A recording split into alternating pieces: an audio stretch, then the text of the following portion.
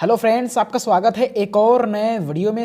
आज की ये वीडियो बहुत ही ज़्यादा महत्वपूर्ण होने वाली है, क्योंकि आज के इस वीडियो में हम क्लास 12th केमिस्ट्री के जो 10 अति महत्वपूर्ण प्रश्न है इस बार के बोर्ड एग्जाम के लिए, वो हम आज के इस वीडियो में देखने वाले हैं। आज की ये वीडियो बहुत ही ज़्यादा खास होने वाली है। मैंने 10 उन्हीं प्रश्नों को लिया है जो कई बार रिपीट हुए हैं और इस साल आने की पूरी संभावनाएँ हैं। आप इन सभी प्रश्नों को 4 मार्च से पहले जरूर से जरूर तैयार कर ले। ये बहुत ही ज़्यादा महत्वपूर्ण प्रश्न है आपके बोर्ड एग्जाम के लिए।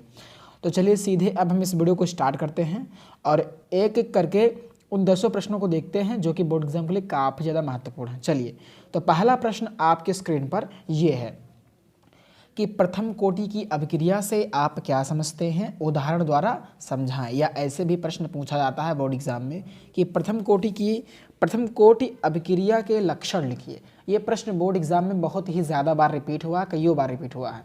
तो अब चलिए देखते हैं कि इसका आंसर हम लोग कैसे लिखेंगे। बहुत ही ज़्यादा महत्वपूर्ण प्रश्न है। तो आपको ऐसे लिखना है कि वह अभिक्रिया जिसका वेग केवल एक अभिकारक की सांद्रता पर निर्भर करता है प्रथम कोटि की अभिक्रिया कहलाती है। यह प्रश्न बोर्ड एग्जाम में बहुत ही ज़्यादा बार पूछा गया है। अगर आप प्रीवियस ईयर क्वेश्चन पेपर को उठाकर देखेंगे तो आपको ये वाला प्रश्न जरूर से मिलेगा। तो आप ये बहुत ही ज़्यादा महत्वपूर्ण है इस बार के बोर्ड एग्जाम के लिए। तो ये हो गई प्रथम कोटि अभिक्रिया का क्या डेफिनेशन हो गया, यानी परिभाषा होगी। अगर हम उदाहरण की बात करें तो C12 यानी C12H22O11 है। इसकी क्रिया हमने H2 से कराई H+ और तनु HCl या H2SO4 की उपस्थिति में। ये क्या है? ये शुगर है, ये चीनी है, शक्कर है। तो इसकी क्रिया जब हमने H2 से कराई तो ये C6H12O6 धन बना C6H12O6 यानी ग्लूकोज बना और फ्रक्टोज बना। तो ये प्रथम कोटि की अभिक्रिया। ये क्या है? ये हमारा उदाहरण है फर्स्ट ऑर्डर रिएक्शन का। तो इस तरीके से आपको क्या कर देना है, इसका उदाहरण भी लिख देना है और ये सारी चीज़ें आपको बता देनी है। और प्रथम कोटि की अभिक्रिया का जो समीकरण होता है वह क्या होता है? K बराबर 2.303 बटे T log 10 बेस रहेगा A/A⁻x, जहाँ पे A क्या है? अभिकारक की प्रारंभिक सांद्रता है तथा A⁻x क्या है? समय t पर सांद्रता है। ये आपको बता देनी है। तो ये हो गया इसका डेफिनेशन यानी परिभाषा और ये इसका उदाहरण हो गया।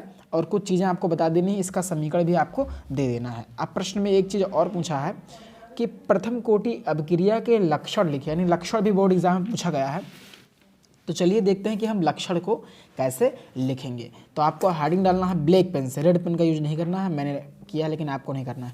तो चलिए लक्षण में क्या लिखना है आपको? पहला कि प्रथम कोटि की अभिक्रिया के वेग स्थिरांक यानी K का जो मान है अभिकारक की सांद्रता की इकाई पर निर्भर नहीं करता है, यह केवल समय की इकाई पर निर्भर करता है। किसकी? अभिकारक की सांद्रता की इकाई पर निर्भर नहीं करता है, यह जो है वो समय की इकाई पर निर्भर करता है। ये आपको पहली चीज़ जो है वो बता देनी है। तो इस तरीके से आपको ये बताना है। और दूसरा लक्षण क्या है कि इस अभिक्रिया के लिए log A⁻x और T के मध्य जो ग्राफ है खींचने पर एक सरल रेखा प्राप्त होती है जिसकी ढाल K/2.303 है। ये आपको बता देना है। ये दूसरा लक्षण है। और तीसरा लक्षण क्या है कि प्रथम कोटि की अभिक्रिया का जो अर्धायुकाल होता है अभिकारकों के प्रारंभिक सांद्रण पर निर्भर जो है वो नहीं करता है। तो ये हो गए 3 लक्षण। अब हम बढ़ते हैं अगले लक्षण को भी हम देख लेते हैं। तो ये है चौथा लक्षण। चौथा क्या है कि अभिक्रिया के पूर्ण होने में, यानी प्रथम कोटि की अभिक्रिया के पूर्ण होने में अनंत समय लगता है। ये आपको बता देना है। और अभिकारक की सांद्रता n गुना बढ़ाने पर जो अभिक्रिया का जो वेग होता है वो n गुना बढ़ जाता है। तो ये 5 लक्षण थे जो कि बहुत ही ज़्यादा महत्वपूर्ण हैं। तो आपको इन 5 लक्षण को लिख लेना है। तो मैंने आपको पहले बताया कि इसकी डेफिनेशन क्या है, फिर इसका एग्जाम्पल आपको बताया और एग्जाम्पल के बाद आपको क्या बताया?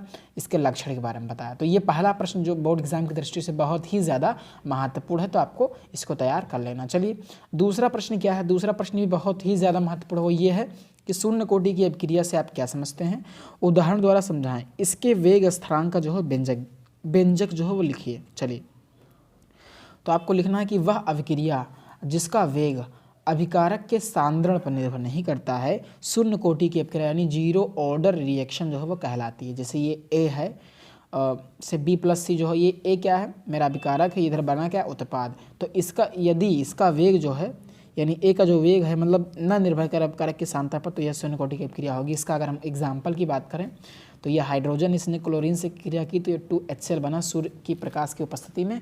तो ये एक मेरा क्या है, यानी जीरो ऑर्डर रिएक्शन का क्या है, ये एग्जाम्पल है। तो ये जीरो ऑर्डर की परिभाषा हो गई और ये जीरो ऑर्डर यानी शून्य कोटि की अभिक्रिया क्या हो गया, उदाहरण हो गया। अब ये सवाल पूछा है कि शून्य कोटि के अभिक्रिया के वेग स्थिरांक का जो है व्यंजक लिखिए। ये व्यंजक की बात करते हैं। चलिए, तो शून्य कोटि के अभिक्रिया के वेग स्थिरांक का जो व्यंजक होता है वो होता है x बराबर KT। ठीक, ये होता है जहाँ x क्या है, अभिकारक A की वह मात्रा है जो t समय में अभिक्रिया करती है और K अभिक्रिया का क्या है, वेग स्थिरांक है। तो ये इसका व्यंजक है। तो दूसरा प्रश्न यही पूछा हुआ था कि शून्य कोटि की अभिक्रिया से आप क्या समझते हैं, शून्य कोटि की अभिक्रिया किसे कहते हैं, उदाहरण द्वारा समझाएं, इसके वेग स्थिरांक का जो है व्यंजक लिखिए। तो ये हो गया इसकी डेफिनीशन, ये हो गया इसका उदाहरण और ये हो गया इसका व्यंजक। आपको ये सारा कुछ जो है वो बता देना। चलिए तीसरे प्रश्न की ओर बढ़ते हैं। आपकी स्क्रीन पर तीसरा प्रश्न है, ये भी बोर्ड एग्जाम की दृष्टि से बहुत ही ज़्यादा महत्वपूर्ण है कि आणविकता और अभिक्रिया की कोटि में जो है वो अंतर स्पष्ट कीजिए। काफ़ी ज़्यादा महत्वपूर्ण प्रश्न है, कईयों बार बोर्ड एग्जाम में ये रिपीट हुआ क्वेश्चन है, तो आपको इसको अच्छे से तैयार कर लेना। तो कैसे लिखना है कि आणविकता और अभिक्रिया की कोटि में अंतर जो है निम्नांकित है, नीचे दिया हुआ है। तो पहला आपको डालना है कि अभिक्रिया की जो आणविकता होती है सदैव एक पूर्ण संख्या होती है, जबकि अभिक्रिया की जो कोटि होती है वो भिन्नात्मक हो सकती है, ये आपको बताना है। ये मेरा पहला हो गया। और दूसरा अगर हम बात करें तो दूसरा ये है कि अभिक्रिया की आणविकता कभी भी शून्य नहीं हो सकती है, जबकि अभिक्रिया की कोटि शून्य भी हो सकती है। ये आपको बता देना है। इसकी जो यानी अभिक्रिया की आणविकता कभी भी शून्य नहीं हो सकती है। अगर आणविकता शून्य हो गई तो कोई रिएक्शन ही नहीं होगा, तो ये चीज़ है। और जबकि अभिक्रिया की कोटि शून्य हो सकती है, तो आपको पता होगा जिसकी शून्य कोटि अभिक्रिया आपने पढ़ा है, तो शून्य जिसकी शून्य हो जाए, मतलब जब अभिक्रिया की जो आणविकता होती है वो शून्य भी हो सकती है, लेकिन कोटि जो होती है वो शून्य नहीं, शून्य मतलब अभिक्रिया की आणविकता कभी भी शून्य नहीं हो सकती है, ये आपको याद रखना है। जबकि अभिक्रिया कोटि शून्य भी हो सकती है। चलिए तीसरा ये है कि किसी अभिक्रिया की आणविकता और कोटि समान या भिन्न भिन्न भी हो सकती हैं। समान भी हो सकता है, कोई ऐसा रिएक्शन हो जिसकी कोटि भी समान हो, आणविकता भी समान हो, ऐसा हो सकता है। और भिन्न भिन्न भी हो सकता है, ये तो है ही। तो ये तीन हो गए। चलिए चौथा क्या है, चौथे को भी देख लेते हैं। चौथा यह है कि अभिक्रिया की आणविकता की व्याख्या उसकी क्रिया विधि द्वारा करते हैं, जबकि अभिक्रिया की कोटि प्रयोग द्वारा निकाली जाती है। जैसे N2O5 के तापीय अपघटन की अभिक्रिया, ये N2O5 है, तो ये किसमें NO2 और O2 के लिए प्रयोग द्वारा निर्धारित दर नियम है क्या, K बराबर K, ऐसे आपको लिखना है। और फिर इसकी सांद्रता N2O5, तो दर नियम में N2O5 की सांद्रता की घात कितनी है, 1 है, अतः N2O5 का अपघटन प्रथम कोटि की अभिक्रिया है। तो इस तरीके से तो ये थे अभिक्रिया और यानी रिएक्शन की जो आणविकता होती है, आणविकता एवं अभिक्रिया की कोटि, अभिक्रिया की आणविकता और अभिक्रिया की कोटि में जो अंतर होता है वो क्या होता है। ये चार अंतर बहुत ही महत्वपूर्ण है, आपको उनको नोट कर लेना है। तो ये हो गया। तो ये मेन चीज़ है कि अभिक्रिया की आणविकता जो है वो कभी भी शून्य नहीं होती है, बल्कि जो कोटि होती है वो शून्य भी हो सकती है। तो ये तीसरा प्रश्न था। चलिए बढ़ते हैं चौथे प्रश्न की ओर। तो चौथा प्रश्न आपकी स्क्रीन पर ये है कि आभासी एकाणुक अभिक्रिया को जो है वो उदाहरण द्वारा समझाएं। वेरी वेरी इंपॉर्टेंट है फॉर 2023। इस बार के बोर्ड एग्जाम के लिए काफ़ी ज़्यादा महत्वपूर्ण प्रश्न है। तो इसको कैसे लिखना है, अभी हमने बताया प्रथम कोटि की अभिक्रिया, शून्य कोटि की अभिक्रिया और आणविकता और अभिक्रिया कोटि में क्या क्या अंतर है। ये तीन प्रश्न बहुत ही ज़्यादा महत्वपूर्ण थे और ये चौथा प्रश्न है जो कि काफ़ी ज़्यादा महत्वपूर्ण है। तो वह अभिक्रिया जिसकी कोटि एक हो परंतु आणविकता एक ना हो, आभासी एकाणुक अभिक्रिया जो है वो कहलाती है। ये हो गई इसकी डेफिनेशन। अब हम इसका एग्जाम्पल देख लेते हैं, उदाहरण देख लेते हैं। तो ये क्या C12H22O11 है। इसकी क्रिया जब हमने H2O से कराई यानी हाइड्रोजन आयन की उपस्थिति में, तो ये C6H12O6 में टूट गया, ये C6H12O6 में टूट गया। तो इसकी आणविकता कितनी है, देखिए इसकी जो आणविकता है वो एक नहीं है, इसकी आणविकता 2 है और इसकी भी आणविकता जो है वो 2 है, लेकिन कोटि क्या है, इसकी कोटि 1 है। तो मतलब जिसकी कोटि 1 हो परंतु आणविकता 1 ना हो, 1 के अलावा कुछ और हो, तो वो क्या होगा, आभासी एकाणुक अभिक्रिया जो है वह कहलाती है। दो एग्जाम्पल मैंने आपको दे दिए, तो ऐसे 2 एग्जाम्पल आपको दे देना है। इन दोनों अभिक्रियाओं की कोटि 1 है क्योंकि H2O के सांद्रण में कोई परिवर्तन नहीं होता, जबकि इनकी आणविकताएं जो आणविकता है वो 2 है। देख सकते हैं 2 लोग भाग ले रहे हैं रिएक्शन में, तो जितने लोग भाग लेते हैं वही आणविकता होती है। तो इसकी आणविकता 2 है, इसकी भी आणविकता 2 है। लेकिन अगर हम कोटि की बात करें, अगर हम ऑर्डर की बात करें तो वो कितनी है, 1 है। तो ये चीज़ है, तो यही होता है। तो अतः ये क्या है, आभासी एकाणुक अभिक्रिया है। तो इस तरीके से आपको इसको लिखना है। चलिए बढ़ते हैं 5वें प्रश्न की ओर। काफ़ी ज़्यादा महत्वपूर्ण प्रश्न है 5वां प्रश्न, कि प्रथम कोटि की अभिक्रिया के वेग स्थिरांक के लिए व्यंजक लिखिए तथा सन्निहित पदों को समझाएं। दर्शाए कि प्रथम कोटि की अभिक्रिया का अर्धायु काल अभिकारकों के प्रारंभिक सांद्रण पर निर्भर नहीं करता है। ये चीज़ आपको बताना है कि जो अभिकारकों के प्रारंभिक सांद्रण पर निर्भर नहीं करता है किसका, प्रथम कोटि की अपक्रिया का अर्धायु काल। ये आपको प्रूफ करना। चलिए, तो प्रथम कोटि की अपक्रिया के लिए जो वेग जो ये होता है के का जो मान होता है वो होता है 2.30 बटे t log 10 base a by a radix, जहाँ पर ये टी क्या है, समय है, ए क्या है अपकारक की प्रारंभिक सांद्रण है तथा ए क्या है अपकारक का प्रारंभिक सांद्रण तथा ए रेडियक्स टी समय बाद जो है वो सांद्रण है। अभिक्रिया में आधा सांद्रण समाप्त होने के लिए परिवर्तित सांद्रण x का मान कितना रख देंगे, 0.5 और t की जगह t हाफ रख देंगे, मतलब आधा के लिए ना, तो x का मान 0.5 आपको रख देना है। तो चलिए इसमें रख दीजिए। तो k बराबर क्या हो जाएगा, 2.303। यहाँ पे जहाँ t था वहाँ t हाफ रख दिया, और a जहाँ x था वहाँ पे आपको 0.5 रख देना। बस इसी को कैलकुलेट कर लेना है और आपका आ जाएगा आंसर। चलिए देखिए, तो यहाँ पे ये 2.303 बटा टी हाफ हो गया log 10 बेस a, और a में से अगर हम 0.5 a घटाएंगे तो 0.5 a ही बचेगा। तो यहाँ पे 0.5 a हो गया, तो ये a से ये a कट गया, तो ये आ गया कितना, ये बचा मेरा 1/0.5। तो अगर यहाँ से 10 में हटाएंगे तो ऊपर 0 हो जाएगा, यानी 10 बटे कितना हो जाएगा, 5 हो जाएगा। तो 5 दूनी 10, तो यहाँ पर टोटल 2 बचेगा। अब इसी का मान रख देना, तो 2.303 बटे टी हाफ गुणे 0.3010, इसका वैल्यू आप हमने रख दिया log 2 का और कैलकुलेट कर लिया, तो यहाँ से टी हाफ आ गया। तो उपर्युक्त, तो आपको ये बता देना है कि उपर्युक्त समीकरण में सांद्रण का कोई पद नहीं है, अतः प्रथम कोटि की अभिक्रिया का अर्धायु काल जो होता है अभिकारक की प्रारंभिक सांद्रण पर निर्भर नहीं करता है। तो ये हो गया प्रश्न। तो छठा प्रश्न आपकी स्क्रीन पर यह है कि सिद्ध कीजिए कि प्रथम कोटि की अभिक्रिया का 3/4 भाग पूर्ण करने में जो लगा समय है अर्ध क्रिया या अर्ध आयु को पूर्ण करने में लगे समय का क्या है, दोगुना होता है। तो ये जो है छठा सवाल है और काफ़ी ज़्यादा महत्वपूर्ण क्वेश्चन है। तो देखते हैं इसको कैसे करना है। तो हमें यही सिद्ध करना है कि 3/4 भाग पूर्ण होने में जो लगा समय है अर्धायु के पूर्ण होने में लगे समय का क्या होता है, 2 गुना होता है।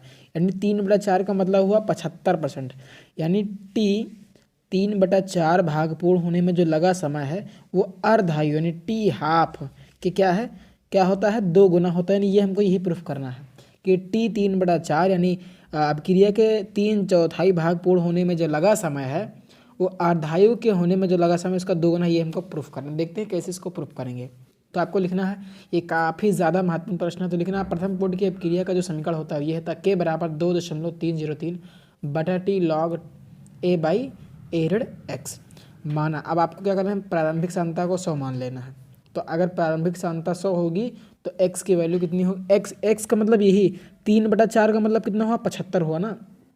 तो प्रारंभिक सांद्रता हमने 100 मान ली और कितना भाग पूर्ण होने में लगा समय हमको निकालना है, तो 3/4 यानी 75%, यानी 75 यानी x का मान यहाँ पे कितना रहेगा, 75 रहेगा। ये आपको समझ लेना है। चलिए, तो समीकरण 1 से तो x बराबर 2.303 बटा टी इंटू log a बटा ए रेड x से चलेंगे। ये x का मान 75 क्यों रखा, क्योंकि हमें 3/4 भाग के लिए हमें जो है वो निकालना है, तो इसलिए हमने x का मान कितना 75 रखा। 3/4 को अगर परसेंटेज के रूप में कैलकुलेट करें तो कितना आएगा, 75। ठीक, तो इस तरीके से। चलिए अब इसको देखते हैं, आगे इसमें रखते हैं। तो ये हो जाएगा, तो t की जगह पर हम t 3/4 3/4 भाग के लिए हम k का मान जो वेग स्थिरांक का जो मान है उसकी गणना कर रहे हैं। तो ये a का मान 100 है और a रेड x, और x का मान कितना है 75, तो मैंने रख दिया। चलिए, तो 2.303 बटे टी 3/4 इंटू log 100 बाई कितना 25, तो यहाँ पे log 4 आ जाएगा। अब इसको हमने टी 3/4 बराबर 2.303 इसको ऐसे यहाँ पे कर दें, ये k को यहाँ पे ले आए, तो ये मेरा समीकरण 1 बन गया। तो ये हमने वेग स्थिरांक मतलब k बराबर जो प्रथम कोटि अभिक्रिया का जो समीकरण होता है उसमें हमने x का मान 75 रखा और प्रारंभिक सांद्रता कितना 100 मानकर, तो हमारा इतना वैल्यू आया। अब हम अर्धायु के लिए निकाल लेते हैं इसी तरीके से। तो अर्धायु के लिए जहाँ जहाँ t रहेगा वहाँ हम t हाफ रख देंगे और a का मान कितना 100 ही रहेगा और x का मान कितना रख देंगे, इसमें 50 रख देंगे। जैसे कि हमने वहाँ 75 यानी 3/4 भाग पूर्ण होने में लगा समय निकाले थे, तो यानी कि 75 हुआ ना वो, तो 75 यहाँ पे रखा गया था, यहाँ पे कितना 50 रखा जाएगा, तो इसी में रख देना है। तो यहाँ से टोटल कैलकुलेट करेंगे तो 2.303 बटे टी हाफ इंटू log 2 हो जाएगी। तो ये मेरा समीकरण 2 हो गया। अब आपको लिखना क्या है, एक भाषा का प्रयोग करना है कि समीकरण 2 और 3 को आपस में भाग देने पर, तो ये है T3 हाफ, यानी T जो 3/4 भाग है और ये T हाफ है, ठीक। तो 2.303 बटे कितना K है इंटू log 4 है ये, और ये कितना है 2.303 बटा K इंटू log 2। तो ये पूरा कट गया, बचा कितना log 4 और log 2। अब इसी चीज़ को हमको ऐसे लिख देना है, log 4 बटा log 2 बचा, यहाँ पे कितना बचा था log 4, तो log 4 को हम ऐसे भी लिख सकते हैं 2 log 2, मतलब log 4 मेरा यहाँ पे बचेगा, ठीक। और यहाँ पे मेरा कितना था log 2 था, तो log 4 को हम ऐसे भी लिख सकते हैं 2 log 2, क्योंकि n log x की पावर n का फार्मूला क्या होता है, n log x होता है। अर्थात log 4 को हम ऐसे भी लिख सकते हैं log 2 का, ऐसे लिख सकते हैं 2 की पावर 2। अब log x की पावर n का फार्मूला क्या होता है, n log x होता है, तो वही यहाँ पे इसको हम ऐसे भी लिख सकते हैं 2 log 2, तो log 2 से log 2 कट गया, तो यहाँ से आ गया T3/4 बराबर कितना 2 गुणित 2 गुणे टी हाफ। यानी हमें ये प्रूफ करना था कि अभिक्रिया के 3/4 भाग को पूर्ण होने में जो लगा समय है, अभिक्रिया के अर्धायु को पूर्ण होने में लगा समय का कितना होता है, 2 गुना होता है। ये हमको प्रूफ करना था, तो इस तरीके से हमने निकाल दिया। तो आपको इसी भाषा लिखना है कि अतः प्रथम कोटि की अभिक्रिया को 3/4 यानी 75% पूर्ण होने में जो लगा समय है वह अर्धायु को पूर्ण होने में लगे समय का 2 गुना होता है। यही हमको प्रूफ करना था, तो इस तरीके से हम इसको प्रूफ करेंगे। तो ये बोर्ड एग्जाम में आता है, बहुत ही ज़्यादा महत्वपूर्ण प्रश्न है। चलिए अब हम अगले प्रश्न की ओर बढ़ते हैं। सो अगला प्रश्न ये है कि प्रथम कोटि की एक अपक्रिया में 50 सेकंड में पदार्थ की प्रारंभिक सांद्रता की, यानी लिखा प्रथम कोटि की एक अपक्रिया में 50 सेकंड में पदार्थ की जो प्रारंभिक सांद्रता की आधी रह जाती है, इसके वेग स्थिरांक जो है वो गणना कीजिए। तो दिया क्या है हमें, टी हाफ दिया है, यानी प्रथम कोटि की एक अपक्रिया में 50 सेकंड में पदार्थ की प्रारंभिक सांद्रता की क्या रह जाती है, आधी रह जाती है। यानी जो हमें यहाँ पे टी हाफ जो दिया है, यानी अर्धायु काल जो दिया है उतना 50 सेकंड दिया है। तो हमसे पूछ रहा है इसके वेग स्थिरांक की गणना कीजिए। तो वही फार्मूला लगा देना, के बराबर क्या होता है, यानी अर्धायु और वेग स्थिरांक में क्या संबंध होता है, ये होता है के बराबर 0.693 बटे टी हाफ। तो इसमें वैल्यू रख देंगे तो इस तरीके से ये भी आ जाएगा। तो ये भी क्वेश्चन बोर्ड एग्जाम में पूछा जाता है, तो इसको आपको ऐसे करना है। चलिए अब बढ़ते हैं हम 8वें प्रश्न की ओर। तो 8वां प्रश्न ये है, ये प्रश्न भी बहुत ही ज़्यादा महत्वपूर्ण है कि निम्नलिखित अपक्रिया की कोटि और वेग स्थिरांक की इकाई लिखे। यानी ये हाइड्रोजन है, इसने क्लोरीन से क्रिया की तो 2HCl बना, तो इस दशा में अपक्रिया की कोटि क्या होगी और वेग स्थिरांक की इकाई का मान पूछ रहा है। काफ़ी ज़्यादा महत्वपूर्ण प्रश्न है। तो आपको लिखना है कि अपक्रिया की कोटि 0 तथा जो वेग स्थिरांक है, वेग स्थिरांक की इकाई क्या होगी, मोल प्रति लीटर इंटू सेकंड है। इसमें ये आपको बता देना, ये बहुत ही महत्वपूर्ण रिएक्शन है। तो इस रिएक्शन से क्या पूछता है, डायरेक्ट ये पूछता है कि बताइए कि अभिक्रिया की कोटि क्या होगी और वेग स्थिरांक की इकाई जो है वो लिखना रहता है। तो ये प्रश्न भी बहुत ही ज़्यादा महत्वपूर्ण है। चलिए आगे बढ़ते हैं। अब 9वें प्रश्न की ओर, 9वां प्रश्न देख लेते हैं कि प्रथम कोटि की अपक्रिया के वेग स्थिरांक की इकाई ज्ञात कीजिए। तो आपको ऐसे ही ज्ञात करना है कि प्रथम कोटि की अपक्रिया के वेग समीकरण ये होता है, यानी उसकी जो सांद्रता होती है वो एकल अपकर्मक पर निर्भर करती है। तो इस तरीके से तो आर की इकाई बटा यानी इसकी इकाई, और इस तरीके से सेकंड इनवर्स जो है वो हो जाएगा, यानी ये होता है इसकी इकाई प्रथम कोटि की। और ट्रिक क्या होता है, किसी भी यानी कोटि की अपक्रिया की अगर हम इकाई निकालना चाहें तो ये ट्रिक होता है सांद्रता की power 1 minus n into S की पावर -1। यानी अगर हम प्रथम कोटि की अपक्रिया के लिए निकाल रहे हैं तो यहाँ पे n का मान 1 रख दीजिए आ जाएगा, और अगर शून्य कोटि की अपक्रिया के लिए निकाल रहे हैं तो n की वैल्यू यहाँ पे 0 रख दी जाएगी, और अगर हम सेकेंड ऑर्डर यानी सेकेंड ऑर्डर के लिए निकाल रहे हैं तो n का मान कितना रख दिया जाएगा, 2 रख दिया जाएगा, और आराम से यहाँ से आ जाता है। तो इस ट्रिक से आप जो इकाई है वेग स्थिरांक की जो इकाई है वो इजीली आप निकाल सकते हैं इस ट्रिक से। चलिए 10वां प्रश्न बहुत महत्वपूर्ण है कि शून्य कोटि के अपक्रिया के लिए वेग स्थिरांक का मात्रक लिखिए। तो अब बस आपको यहाँ पर 0 रख देना है, तो वही मोल बटा लीटर इंटू एस इनवर्स यानी सेकंड इनवर्स हो जाएगा। ये इसको हम ऐसे भी लिख सकते हैं। अगर यहाँ पे हम 0 रख दें तो क्या हो जाएगा, 1 ही बचेगा, तो 1 का मतलब कुछ होता नहीं, तो मोल बटा लीटर इंटू सेकंड इनवर्स यानी ये हो जाएगा। ये इसको ऐसा भी लिख सकते हैं, इसको L प्लस ऊपर ले जाए तो माइनस हो जाएगा, तो mole into litre inverse into second inverse हो जाएगा। तो ये शून्य कोटि की अपक्रिया का क्या होता है, समीकरण। वेग स्थिरांक की क्या होती है, इसके लिए शून्य कोटि की अपक्रिया के लिए वेग स्थिरांक का जो मात्रक होता है वो ये होता है। तो मात्रक बहुत ही ज़रूरी होता है और हम इसको इस ट्रिक से निकालते हैं। तो ये थे 10 अति महत्वपूर्ण प्रश्न। तो आशा करता हूँ कि आपको ये वीडियो पसंद आया होगा। वीडियो पसंद आया तो वीडियो को लाइक करें और यदि चैनल पर नए हैं तो चैनल को सब्सक्राइब ज़रूर करें। धन्यवाद।